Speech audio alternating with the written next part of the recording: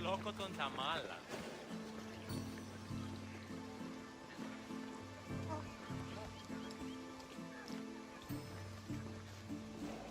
Welcome to Argos, traveler.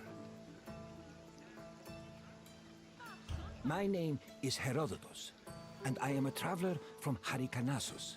I retrace the cause of various events, such as wars and great calamities. I describe what I see and record what I'm told, all with the aim of providing a better understanding of why these things occur. Look for me to introduce you to many sites.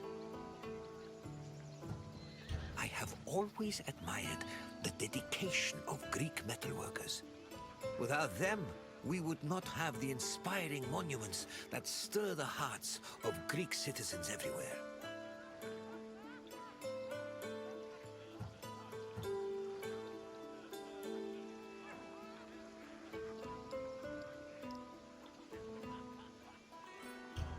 This is Argos, one of the oldest cities in Greece. The Argives were an ingenious people famous for innovations in areas like military tactics. However, what they were most renowned for was their metallurgic artistry, especially with bronze. I hope you enjoy yourself. Look for me at the end of your visit.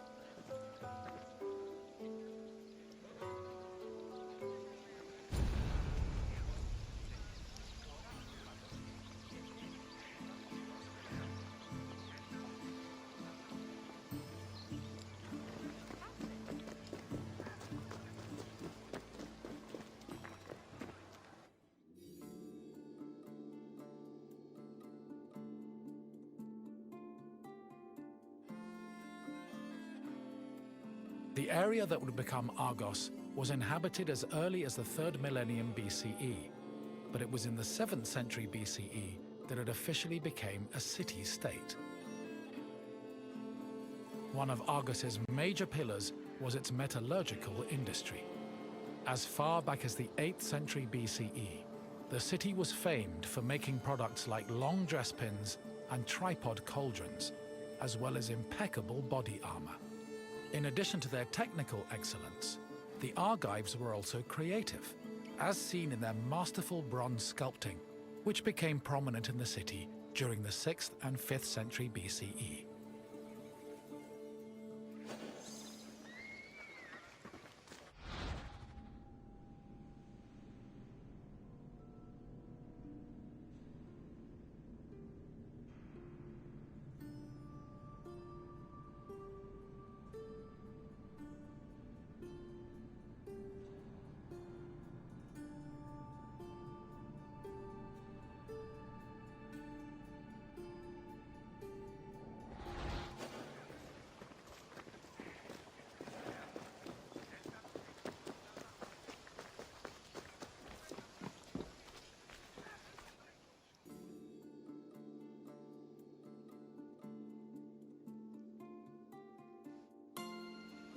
Bronze is an alloy composed of 90% copper and 10% tin.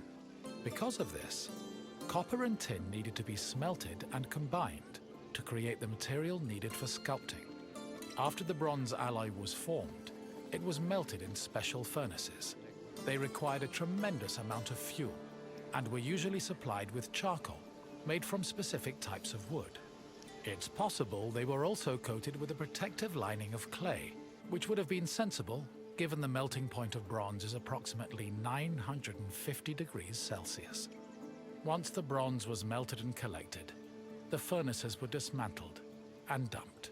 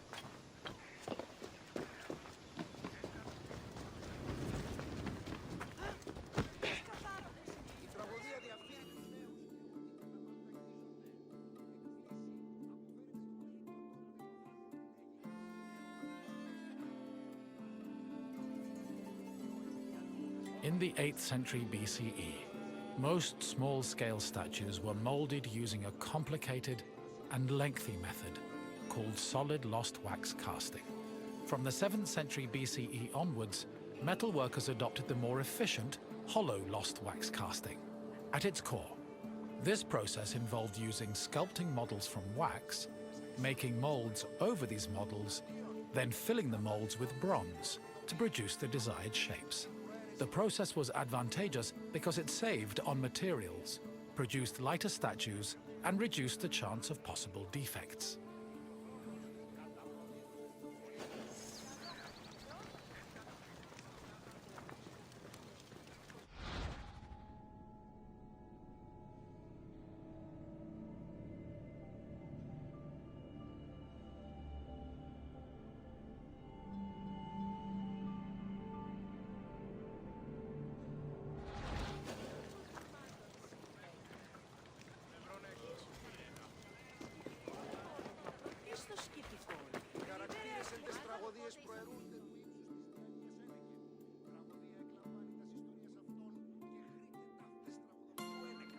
Once all the pieces of the sculpture were molded, they were welded together and subjected to the cold working process. This process involved repairing the sculpture's flaws by filling any holes and cracks with specifically measured bronze patches. Afterwards, the sculpture was scraped, chiseled, and polished until it was deemed satisfactory.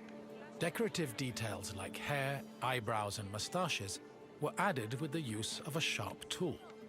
Eyes, which could be inset with ivory, glass, or silver, were attached to their sockets using a resinous kind of glue. Teeth and fingernails were inlaid with silver, and lips and nipples with copper. These small touches added color and contributed to the sculpture's lifelike appearance.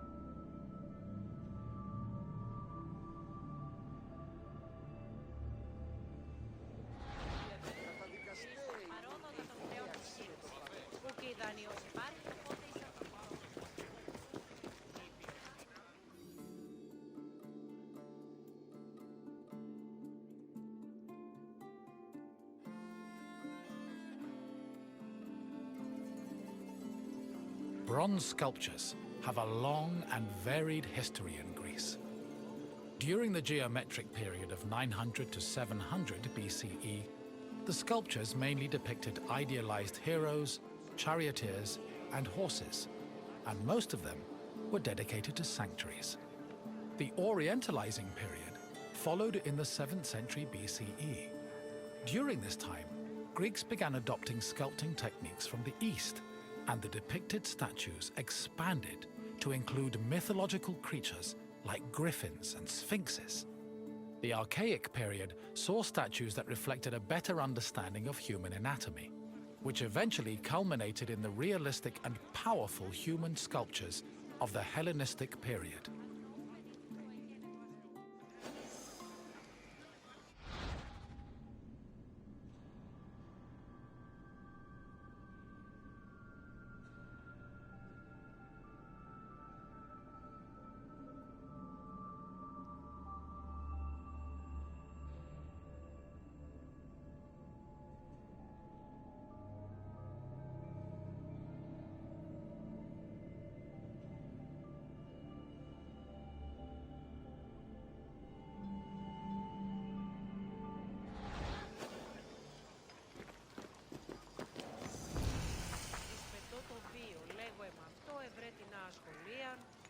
Ω ναι, ασχολίαν την βεβαίως.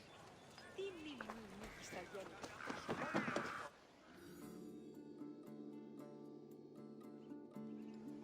Argos was the home of Polykleitos, one of the most famous sculptors in ancient Greece. His works, like the Doryphorus and Diadomenos, as well as his treatise on sculpting called the Canon, had a massive impact on the art as a whole, particularly in regards to ideal body proportions.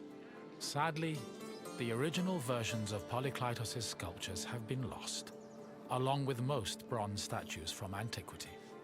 As time went on, many bronze statues were melted down to be recycled in things like weapons, ammunition, and even church bells. Because of this, marble copies from the Roman period are our best evidence of the masterpieces of Greek sculpture.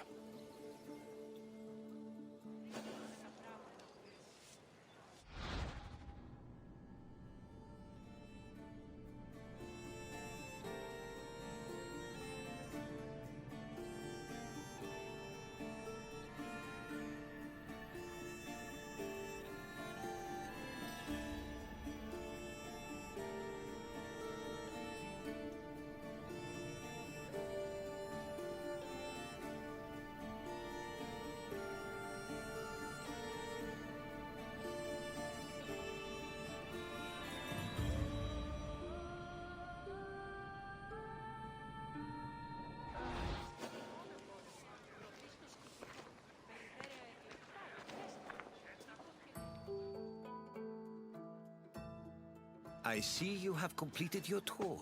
I trust you have a new appreciation for Greek sculptures after learning of the heart and soul that was poured into each step of their creation. Now, what else would you like to do?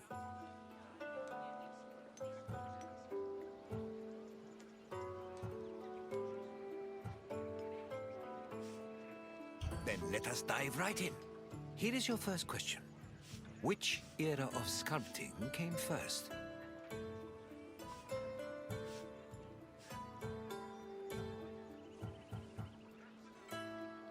The Hellenistic period began in 323 BCE, following several other eras.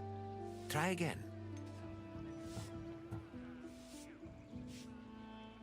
The classical period lasted from 480 to 323 BCE, making it relatively new in the grand scheme of things. But please, try another answer.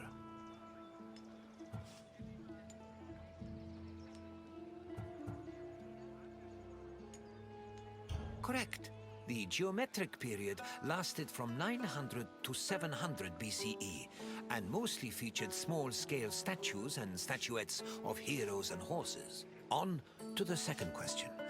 Bronze was an alloy composed of which two metals?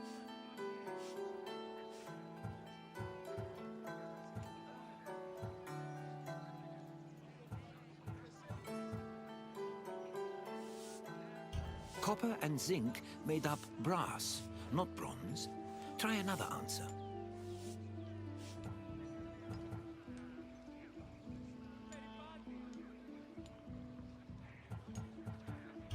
Combining copper and gold did not form bronze. Instead, it merely gave the gold a rosy tint. Try another answer. Yes. To get the bronze required for sculpting, metal workers first needed to smelt copper and tin. One last question for you. Which renowned sculptor was a native of Argos?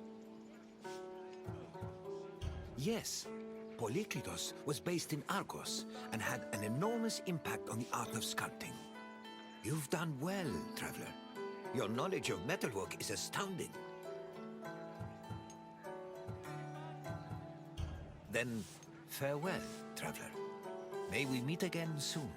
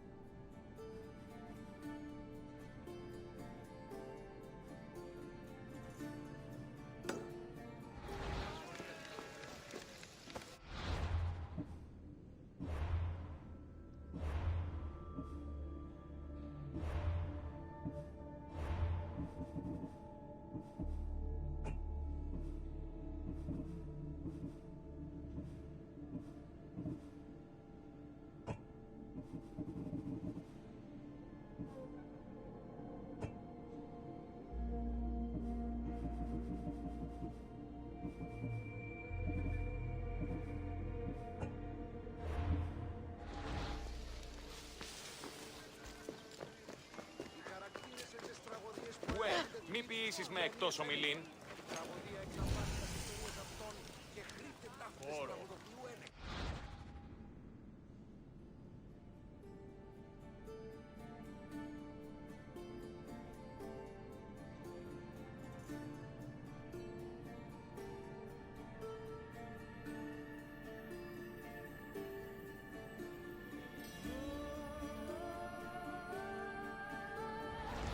Είτε εν μουσική, εν ρυθμό τιμή, άντετε και εργάζεστε. Αποφέρετε το πλοίο του ατόπλητο θάλπο τη λέει.